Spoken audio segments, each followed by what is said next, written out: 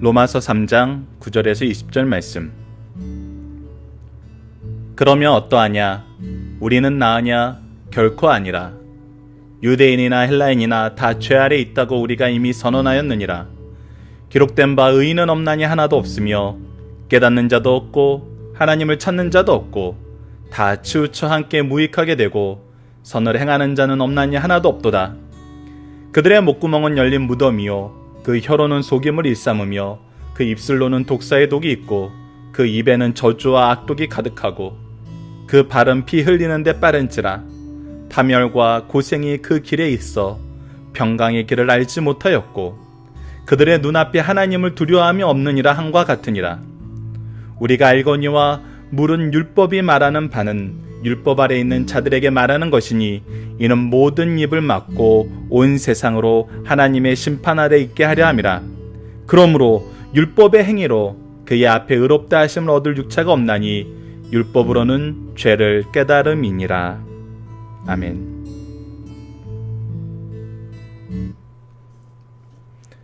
안녕하세요. 승리한산 가족 여러분, 그리고 강성 성경 연구원 여러분, 오늘은 로마서 3장 9절에서 20절 말씀입니다. 제목은 모든 인류는 하나님 앞에 죄인이다 라는 제목의 말씀입니다. 자, 우리가 이미 이방인의 죄, 헬라인의 죄, 그리고 유대인의 죄에 대해서 배웠습니다. 그리고 우리가 죄에 대해서 알게 된 다음에는 무엇을 볼 수 있냐면 우리 또한 죄인이다라는 걸 고백할 수밖에 없다는 것입니다. 하나님께서 우리에게 이 죄를 고발하게 하시려고 율법을 주셨고 율법을 통해서 우리는 죄를 인정할 수밖에 없고 하나님의 은혜를 간구할 수밖에 없습니다. 그렇기 때문에 우리는 이 죄가 얼마나 심각하고 무서운 것인지를 알고 이 죄를 바로 볼 수 있고 이 죄가 갖게 되는, 우리에게 주게 되는 결과가 무엇인지를 바로 아는 게 중요합니다. 자, 9절 말씀을 봅시다. 그러면 어떠하냐? 우리는 나으냐? 결코 아니라. 우리가 나을 수도 없어요. 우리가 이것을 알고 있다고 해서 유대인들도 죄인이고 헬라인들도 죄인이고 이것을 알고 있다는 것을 우리가 나아지는 것이 없어요. 왜? 우리도 이 죄 아래 있기 때문에. 그러니까 우리에게 하나님의 말씀이 있다는 것은, 하나님의 은혜가 있다는 것은, 하나님께서 우리에게 먼저 이 말씀으로 깨닫게 하셨다는 것으로 우리가 이것을 우리의 공로나 우리의 의로 삼을 수 없다는 거예요. 유대인이나 헬라인이나 다 죄 아래 있다고 우리가 이미 선언하였느니라. 이미 선언된 거예요. 하나님 앞에서는 죄의 문제를 해결하는 사람이 아무도 없어요. 10절 봅시다. 기록된 바 의인은 없나니 하나도 없으며 깨닫는 자도 없고 하나님을 찾는 자도 없고. 자, 의인이 없는데 어느 정도 없냐면 숫자상으로 하나도 없어요. 근데 이 의인이 없다는 것을 어떻게 해요? 깨닫는 자도 없고 이것을 깨닫고 하나님을 찾는 자도 없어요. 완전한 타락이에요. 완전한 타락. 이 타락 안에서 우리의 상태가 뭐예요? 전적 무능력이에요. 아무것도 할 수 없는 상태예요. 다 치우쳐 함께 무익하게 되고 선을 행하는 자는 없나니 하나도 없도다. 이것이 계속 성경에서 우리에게 강조하고 있는 부분이고, 시편 14편 1절이나 51편을 보면은 계속 이 부분에 대해서 우리에게 강조해요. 선을 행하는 자는 없나니 하나도 없다고 얘기를 해요. 그래서 이것이 우리의 일반적인 상태예요. 선을 행할 수 있는 능력이 없어요. 그러니까 하나님의 말씀이 우리에게 왔는데 이 말씀을 통해서 우리가 죄가 무엇인지는 이제 분별하게 됐는데 여전히 무엇이 없어요? 이것 행할 능력이 없어요. 죄로 인해서 우리는 이것을 다 잃어버렸어요. 자, 그래서 계속 무엇을 하게 됩니까? 13절을 봅시다. 그들의 목구멍은 열린 무덤이요 혀로는 속임을 일삼으며 그 입사는 독사의 독이 있고 그 입은 저주와 악독이 가득하고. 우리가 입으로 뱉는 그것이 전부 죄에 대한 속성이 나오는 것뿐이에요. 죽음에 대해서 속임수로, 정말 누구를 죽이는 것으로 저주와 악독으로 가득해요. 우리의 입술이 누구를 살리는 복음의 통로가 되는 것이 아니라 죽이는 도구, 죄의 통로가 되고 죄의 무기가 되어버렸어요. 이 인간의 세상에서 이것이 얼마나 강한지는 우리 지금 한국 사회에서 최근에 선거가 있었는데 선거 과정에서 계속 나타나잖아요. 선거를 얘기하는 사람들 입술에서 복음이 나옵니까? 저주와 악독이 나오고 죽이는 말이 나옵니까? 정말 정당하게 평가받아야 할 것까지도 악하게 얘기하는 것들이 비일비재하잖아요. 이것은 우리라고 자유롭지 않아요. 우리도 시기와 질투가 나타나면은 인정하지 않으려고 그래요. 어떻게든 그 사람의 약점만 얘기하려고 그래요. 예전에 이런 얘기가 있었어요. 어떤 사람을 너무나 막 10가지, 20가지를 칭찬하더래요. 그러면서 맨 마지막에 한마디 딱 던진대요. 그런데 이거는 참 아닌 것 같아 라고 얘기하면 결국 모든 그 사람의 얘기를 들었던 그 사람은 10개, 20개 칭찬보다는 그건 아닌 것 같아. 그 하나가 딱 꽂히는 거래요. 그래서 사람들이 그 사람에 대한 이미지를 그렇게 갖게 되고 그 안 좋은 것으로 이제 사람을 포장하는, 안 좋은 것을 기억에 남게 하는 포장술이라 그러더라고요. 그러니까 좋은 거 20개는 이제 안 보이고 이제 나쁜 거 하나만 계속 보이게 만든다는 거예요. 굉장히 우리 인간 사회에서 경험되는 일반적인 부분이거든요. 근데 이것이 뭐예요? 죄의 특징이에요. 더군다나 이것이 이제 어디까지 가게 되는 것을 우리가 지난 시간에 배웠어요. 이런 것들이 하나님께까지 가는 것을 우리가 봤어요. 하나님 다 이거 좋아. 근데 이거는 아닌 것 같아. 교회 다니는 사람 다 이거는 좋아. 근데 이거는 아닌 것 같아. 우리 목사님 이거는 좋아. 근데 이거는 아닌 것 같아. 우리 엄마 아빠 이건 다 좋아. 근데 이거는 아닌 것 같아. 더 나아가서는 이거 좋아도 이제 없어지죠. 당신은 이것 때문에 안 돼. 이것 때문에 안 돼. 이것 때문에 안 돼. 그것이 지난 시간 어디까지 갔어요? 아니 내가 잘못한 것 때문에 하나님의 공의가 드러나서 하나님이 영광 받으셨는데 내가 왜 죄의 벌을 받아야 돼? 왜 내가 죄인이 돼야 돼? 나 하나님께 영광 돌리는 사람 아니야? 맞아요. 영광 돌리는 거 맞아요. 하나님이 그렇게 세상 질서 속에서 악을 행하는 자도 하나님의 공의를 드러내서 영광 돌리게 하셨다고 그랬어요. 근데 그들에게 뭐가 있다고요? 그들에겐 정죄함이 있고 심판이 있고 그들의 죄가 없어지지는 않는다고요. 하나님의 심판이 대상이 된 게 그들의 공로가 될 수 없다는 거예요. 동시에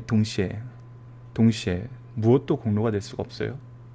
우리가 하나님의 은혜에 동참하여서 은혜 가운데 그와 즐겁게 사는 것도 우리의 공로가 없는 건 분명해요. 앞으로는 우리가 어떻게 그 공로에 들어가게 됐는지, 어떻게 그 의의 길에 들어서게 됐는지, 그 은혜의 길에 들어서게 됐는지 설명이 나옵니다. 우리는 이미 잘 알고 있지만 바로 예수 그리스도예요. 자, 지금은 죄의 특징을 먼저 봐야 돼요. 선한 게 하나도 없어요. 그리고 그 입술로는 악을 계획하고 악을 말하고 악을 떠들 뿐이에요. 그리고 나서 어떻게 해요? 그 발은 피 흘리는데 빠른지라. 파멸과 고생이 그 길에 있고 평강의 길을 알지 못하였고. 뭐예요?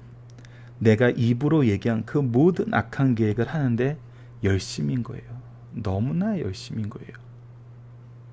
악한 계획은 실행하는데 어찌 그렇게 열심히 강한지. 이스라엘 민족 역사에서도 이것은 잘 드러났죠. 모세가 광야에서 하나님의 말씀을 받고 십계명을 받으려고 올라갔을 때 그들이 자신들이 생각하는 모습으로 하나님의 우상을 만들고 그 우상을 하나님이라고 생각하고 섬겨요. 하나님은 그것이 나라고 얘기하신 적 없어요. 자기들 마음대로 하나님을 만들고 자기들이 원하는 모습으로 하나님을 섬겨요. 결국 그건 뭐였어요? 죄였어요. 근데 그 계획이 얼마나 빨리 실행되는지 보십시오. 순식간에 자기네들이 돈을 모아서 금을 모아서 우상을 만들고 그 앞에서 즐기고 놉니다. 근데 이것이 좀 무엇을 보여준다고요? 죄의 무서움을 보여준다고요. 거기엔 파멸과 고생이 있는데 평강의 길이 없는데 그걸 알지 못해요. 파멸과 고생만 있고 그들은 파멸과 고생 속에서 자기의 이득을 취해서 그것으로 자기가 평화로울 수 있다고 생각하지만 거기에는 평강의 길이 없어요. 그들은 평강의 길이 무엇으로 어떻게 이루어지는 몰라요. 평강의 길은 오직 한 길뿐입니다. 바로 예수 그리스도 뿐이에요. 그래서 결론적으로 그들은 어떤 사람들이에요? 그들의 눈앞에 하나님을 두려움이 없느니라 한가 같으니라. 하나님을 두려워하지 않는 자들이에요. 하나님을 두려워하지 않는 자들이에요. 어제 말씀에서 내가 하나님의 공의를 드러내므로 내가 심판받아서 하나님께 영광 돌렸다. 뭐예요? 하나님을 두려워하지 않는 거예요. 하나님을 두려워하지 않는 거예요. 19절부터 우리가 알거니와 물은 율법이 말하는 바는 율법 아래 있는 자들에게 말하는 것이니 이는 모든 입을 막고 온 세상으로 하나님의 심판 아래 있게 하려 합니다. 자, 결국 율법이 무엇을 우리에게 알게 해준다고요? 하나님의 심판 아래 있음을, 무엇을 통해서? 죄에 대해서 밝혀주심으로, 죄를 깨닫게 함으로, 죄가 무엇인지 알고 죄의 결과가 무엇인지 알고 죄를 하나님이 어떻게 심판하신지 알게 하기 위해서 우리에게 율법을 주셨다는 거예요. 그리고 20절의 핵심입니다. 그러므로 율법의 행위로는 그 앞에 의롭다 하심을 얻을 육체가 없나니. 우리는 이 율법 아래에서 자유로울 수 있는 능력이 없어요. 죄는 이미 우리에게 이 모든 것을 앗아가 버렸어요. 죄에 빠진 우리는 더 이상 이것을 할 능력이 없어요. 지혜도 없었어요. 하나님께서 말씀을 주심으로 그것을 깨달아 분별할 수 있긴 했지만 그것을 행할 능력은 없어요. 그래서 그 행위가 완전하지 않아요. 우리의 행위는 완전히 이것을 이룰 수 있지 않아요. 그래서 그 앞에서 의롭다함을 얻을 육체가 없어요. 율법은 죄를 깨달음이니라. 깨닫게 하지만 그것을 행할 능력은 없다는 것이 우리가 율법 아래에서 발견하는 거예요. 율법이 거룩함이 무엇인지를 얘기해 줬어요. 하나님의 뜻에 따르는 거예요. 우리가 어제 읽은 말씀에서도 제사장 나라로 세우시겠다고 얘기했는데 그 전제 조건이 이제 하나님의 법을 따르는 면이었어요. 근데 우리가 그 말씀이 선포되고 그 말씀을 하나님께서 역사하시는 그 과정을 이미 다 알고 있잖아요. 이스라엘 역사를 우리가 성경을 통해서 확인하고 있잖아요. 이스라엘을 어떻게 광야에서 이끄시고 가나안 땅으로 인도하셨는지를 알고 있잖아요. 그 안에 무엇이 드러났어요? 그들이 그 행위의 완전함을 드러냈나요? 아니었죠. 계속 실패했어요. 계속 이 부분을 반복했어요. 계속 죄를 반복했어요. 그 안에 무엇이 있었어요? 하나님의 은혜가 있었어요. 하나님의 약속이 있었어요. 하나님의 언약의 성취가 있었어요. 바로 은혜로서 이 약속을 성취하신 이 내용이 있었어요.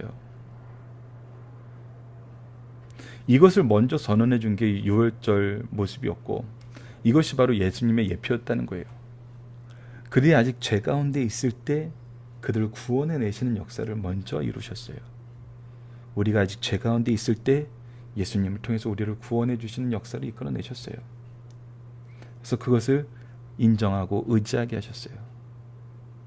그것이 믿음의 모습이었고 이 믿음이 우리를 의롭다 하시는 이 신칭의 역사를 우리에게 허락해 준 것을 보게 돼요.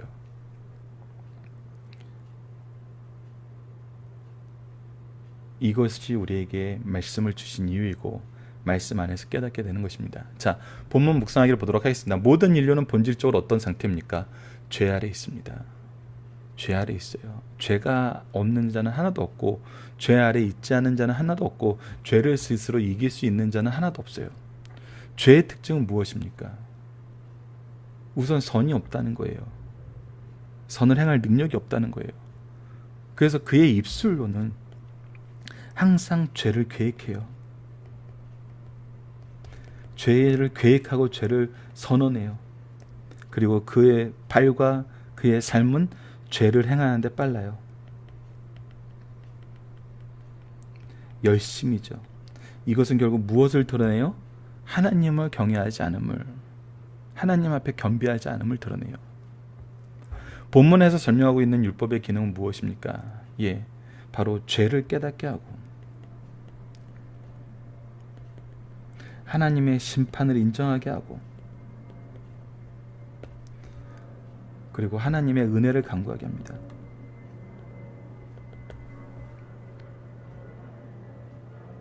이것이 우리가 보게 되는 거예요. 좀 더 죄를 깨닫게 하는 것을 세부만 하면 율법은 죄를 드러내요. 죄를 드러냅니다. 우리가 죄라고 여기지 않았던 것이 죄인 걸 알게 해요. 하나님 앞에 죄인 걸 알게 돼요. 그리고 율법은 죄를 정죄합니다.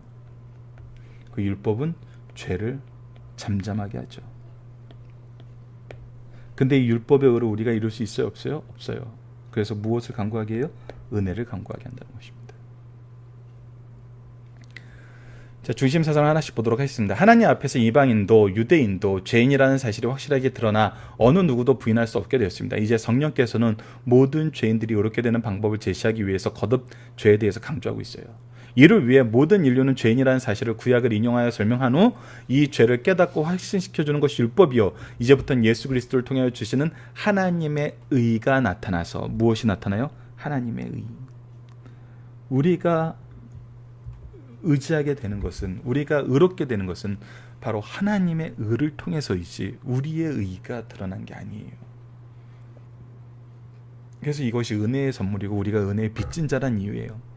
하나님이 우리에게 먼저 이 빚을 탕감해 주시고 우리를 제사장으로 세우시고 우리를 거룩한 백성으로 세우시고 우리를 그리스도의 복음을 전하는 일꾼으로 세우셨다는 거예요. 이것이 그리스도인들의 부모됨이거든요. 여러분들 여기서 잠깐 곁다린 것 같아도 중요한 거 한번 봅시다.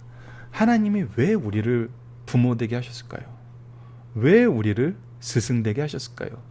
왜 우리가 교회의 구성원으로, 가정의 구성원으로, 말씀이 있는 곳에서 자라게 하셨을까요? 우리를 통해서 거룩하게 구원받게 하시고자 하시는 계획을 실천하기 위한 거예요. 첫 번째 그들이 누구예요? 바로 내 자녀들이에요. 우리들의 인생의 목표는 내 자녀들을 하나님의 구원의 길로, 거룩함에 이르는 길로 이끄는 사명 속에서 시작하는 거예요. 우리의 자녀는 그 안에서 태어난 거예요. 그래서 우리는 하나님의 의를 드러내고 가르치는 일에 가장 우리 인생의 먼저가 돼야 되는 것이 바로 부모의 모습, 스승의 모습이에요. 이거에서는 변함이 없습니다. 자, 하나님의 의가 나타나서 모든 믿는 자에게 차별 없이 주시며 모든 사람이 의인이 되기 위해서는 이 의가 요구됨을 가르쳐주고 있습니다. 하나님이 주시는 의에 응답하는 길은 믿음뿐이에요. 믿음뿐이에요. 그러면 믿음으로 의롭게 되는 교리를 율법을 거스려 폐지시키는 것인가? 그렇지 않습니다. 이제부터 율법은 그리스도 안에서 믿음의 법이 되어 성도들의 성화의 길잡이가 되며, 자, 이 부분이 중요합니다. 예수님이 이 율법을 완전하게 하려 오셨다는 사실을 말씀해주고 있습니다. 우리가 갈라디아서 3장 말씀을 예전에 연구할 때 같이 봤죠. 우리가 초등학문의, 초등교사의 이 지도 아래에 있고, 우리의 이 고대 사회에, 이제 이 로마 시대 사회에 초등학문 선생님들은 이 집안에 있는 종들이었거든요. 종이 주인의 아들들을 가르치는 거였어요. 그래서 종이 주인의 아들의 어떤 가이드라인과 평가의 기준이 되는 거였죠. 교육의 주체가 되어서 지도하는 사람이었어요. 근데 그 아들이 성장하면 어떻게 돼요? 그들은 아들의 소유가 돼요. 그래서 소유권 안에서 이것을 설명함으로써 우리가 앞으로 그리스도인으로 삶을 살 때 무엇이 우리의 능력이 되고 무엇이 우리의 정말 힘이 되느냐를 봤을 때 바로 말씀이었거든요. 그래서 우리가 이 율법 안에서 성화의 길잡이를 경험하게 된다는 것은 우리가 이것을 할 수 있는 정말 좋은 도구로 우리에게 주신 거거든요. 이게 정말 놀라운 역사였습니다. 이게 갈라디아에서 우리가 이미 살펴봤었고, 로마서에서도 우리가 이 말씀으로 신행일치를 이겨내는 게, 신원일치, 신행일치를 이겨내는 게 무엇인지를 우리가 보게 됩니다. 자, 우선 오늘 중심사상을 하나씩 보도록 하겠습니다. 첫 번째, 모든 인류가 죄 아래에 있다. 죄에 빠졌다고 선언하여 죄라는 용어를 처음 사용함으로써 죄의 근본을 밝혀주고 있어요. 한 사람의 의인도 없이 모든 사람이 죄인이라는 성경의 선언을 듣고 우리 나도 죄인이라는 사실을 깨닫게 됩니다. 이것이 바로 말씀의 가장 중요한 기능이에요. 내가 죄인이었구나. 내가 죽을 수밖에 없는 인생이었구나. 내가 심판 안에 있을 수밖에 없구나. 이때 나의 죄 문제를 말씀 안에서 반드시 해결해야 한다는 사실을 강력하게 촉구하시는 말씀입니다. 그리고 뭐예요? 이 죄에 대해서 해결할 방법을 주세요. 우리가 지난번에 예를 들었던 대로 죄에 대해서 진단하고 죄를 치료할 길을 우리에게 보여주고 있어요. 죄가 인간 속에서 어떤 모습으로 있으며 어떤 죄를 어떻게 범하게 하는지 네 가지로 보여주고 있어요. 이를 확인하게 될 때 우리는 마음, 언어, 행위가 죄 아래 있어 인간이란 본질적으로 하나님의 진노권 안에 있으며 하나님의 특별한 은혜 없이는 구원받을 수 없음을 깨닫게 됩니다. 아까 우리가 본질적으로 죄가 이제 가득한 자고 우리 마음이나 언어나 행위 이 모든 것이 죄 앞에 있다는 것이죠. 이 놀라운 사실을 깨닫게 되면 은혜 안에 들어오게 되고 이를 실천하게 하시는 말씀입니다. 마지막 세 번째는 율법의 기능을 보여주는 말씀입니다. 우리는 율법이라는 기준에 비춰볼 때 죄를 깨닫게 되고 겸손히 주 앞에 나와 사지의 은총을 간구하게 됩니다. 그러므로 율법의 궁극적인 목적은 죄를 깨닫고 구속주이신 예수님을 믿음으로 영접하여 사지의 은총을 받게 하려는데요. 하나님의 의를 우리에게 덧입혀 주시는 거예요. 하나님의 의로 우리를 의롭게 하시는, 이 의에 동참하게 하시는, 이 의로 이끌어 주시는 삼위일체 하나님의 역사를 우리로 하여금 의지하고 인정하게 만드시는 거예요. 자, 살펴보기 정답. 여러분들 죄란 무엇인지 말하는 오늘 내용은 다 중요합니다, 여러분들. 특히 이 3번 문제는 토요 가정 예배에 이 설교 본문 전체가 들어가 있기 때문에 토요 가정 예배를 통해서 다시 한번 여러분들이 이 내용으로 예배 드리는 것도 굉장히 좋다고 봅니다. 이 내용 여러분들이 각자 카페를 통해서 확인해 주시고요. 자, 적용입니다. 지금까지 로마서 내용을 통해서 우리는 어떻게 이 죄의 문제를 제시하고 바르게 가르칠 수 있는지 논의해 봅시다. 자, 이 죄의 문제를 얘기하기 위해서 로마서가 처음 무엇으로 시작했어요? 은혜로 시작하였어요. 내가 은혜로 사도되었다. 너희들이 은혜로 성도되었다. 우리는 은혜로 하나님의 주신 사명 안에 하나 되고 열매를 맺을 수 있다. 그래서 우리는 이 세상의 은혜의 빚진 자이다. 내가 왜 여러분들에게 왔습니까? 저는 은혜의 빚진 자로서 여러분에게 왔습니다. 내가 받은 은혜는 성부, 성자, 성령께서 주신 삼위일체 하나님의 은혜이고 내가 이 은혜 안에서 여러분에게 이 복음의 길을 제시하기 위해서 왔습니다. 내가 받은 은혜의 복음 무엇이냐면 죄인 되었던 나를 예수 그리스도께서 깨끗하게 하신 것입니다. 믿음으로 우리로 하여금 구원에 이르는 길을 제시해 주신 것입니다. 자, 그렇다면 우리에게 있는 이 죄란 무엇일까요? 이 죄의 기능은 무엇일까요?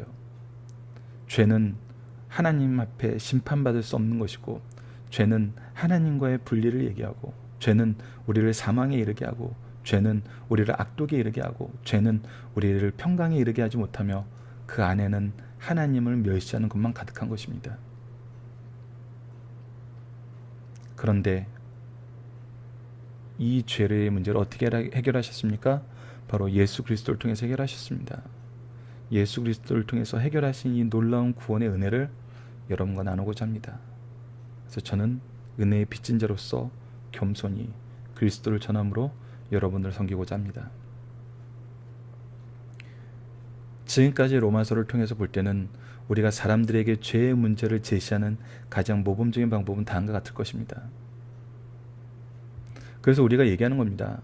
지하철 개찰구에서 예수 천당 불신 지옥 이렇게 얘기하는 거는 우리가 재판관이 된 겁니다. 다 지옥에나 가라 이렇게 얘기하는 거나 똑같은 것입니다.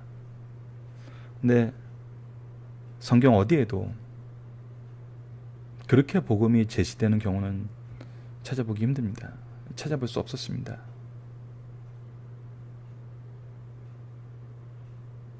우리가 이 은혜를 거절할 때, 이 은혜를 알면서도 거절할 때 하나님께서는 강하게 징계를 하셨지만 우리가 나움 하박국서를 통해서 봤던 것처럼 이방인들을 향해서도 복음을 먼저 선언해 주시고 심판에 대해서 먼저 가르쳐 주시고 회개할 기회를 주셨어요. 우리가 복음을 자녀들에게 어떻게 제시하고 있는지, 세상에게 어떻게 제시하고 있는지 다시 한번 돌아보면서 우리가 이 안에서 제사장적 신앙, 예수 그리스도의 중보적인 기도의 신앙, 회개의 신앙, 용서의 신앙, 은혜의 신앙, 겸손의 신앙을 다시 한번 확인해보는 시간을 가졌으면 합니다. 자, 이번 주 죄인에 대해 우리가 가져야 될 자세는 무엇입니까? 바로 오늘 우리가 적용하기 문제에서 얘기했던 대로 죄에 대해서 어떻게 제시해야 되는가, 그들이 죄인됨을 어떻게 깨닫게 해야 되는가. 우선 우리는 은혜의 빚진 자로서 이 은혜가 무엇인지, 얘기하면 다 바로 하나님이 나올 수밖에 없어요. 오히려 우리는 이 하나님의 은혜 안에서 당신들에게 갔다는 것이 중요해요. 하나님이 우리를 만나게 하셨다. 하나님이 우리를 이끄셨다. 그 안에서 내가 받은 은혜를 통해서 여러분들에게 이 은혜를 갚을 책임이 있다. 의무가 있다. 그리고 이것이 나의 기쁨이고 은사이고 능력이다. 그 안에서 우리가 죄를 바로 분별하게 되고 죄의 문제가 얼마나 심각한지 깨닫게 되고 죄로 인해서 죽을 수밖에 없는 여러분들을 이끌으시는 하나님의 사랑, 예수 그리스도의 복음을 우리가 전하러 왔다. 그래서 여러분들이 이 은혜의 선물을 받는 것이다. 이것은 전통적으로 그리스도인들이 많이 취했던 전도의 방식입니다. 여기서 우리는 좀 더 무엇을 드러내야 되냐면 하나님의 은혜의 계획, 죄의 심각성, 그리고 그리스도의 복음의 놀라움, 이 세 부분에 대해서 우리가 좀 더 확실한 내용과 역사적 사실과 우리 각자에게 주신 은사를 통해서 이 부분을 잘 드러낼 수 있는 또 그런 훈련이 되었으면 합니다. 자, 말씀을 기초로 기도하기를 통해서 마치겠습니다. 하나님, 우리의 죄로 인하여 하나님의 공의가 드러났다고 자랑하면서 자신이 정죄받는 것에 대하여 항변할 수 없는 이유를 바로 알게 하여 주옵소서. 모든 인생은 본질상 죄인이고 의인이 하나도 없음을 말씀을 통해서 알게 하시고 회개의 심령을 주심을 감사합니다. 우리가 스스로의 의를 세우기 위해서는 조그마한 것이라도 자기 자랑을 위해 사용하기 바쁜 연약한 인생임을 고백합니다. 주님, 우리에게 주신 삼위일체 하나님의 놀라운 구속의 은혜를 다시 바라보게 하여 주소서. 오직 의인은 믿음으로 말미암아 살리라 하신 말씀을 예수 그리스도를 통해 성취하시고 우리에게 값없이 속죄의 은총을 허락하시고 의롭다 칭하시고 양자 삼아 주시고 하나님 나라의 백성 오는 삶을 살게 하심을 감사합니다. 우리가 은혜의 복음을 들고 나아갈 때 우리가 받은 은혜대로 온유함과 겸손함으로 영혼들에 대하게 하여 주소서. 은혜의 빚진 자로 섬기는 삶을 살게 하시고 말씀의 교훈을 통해 죄의 문제와 구원의 길을 바르게 가르치는 주의 일꾼이 되게 하여 주소서. 예수님 이름으로 기도드립니다. 아멘.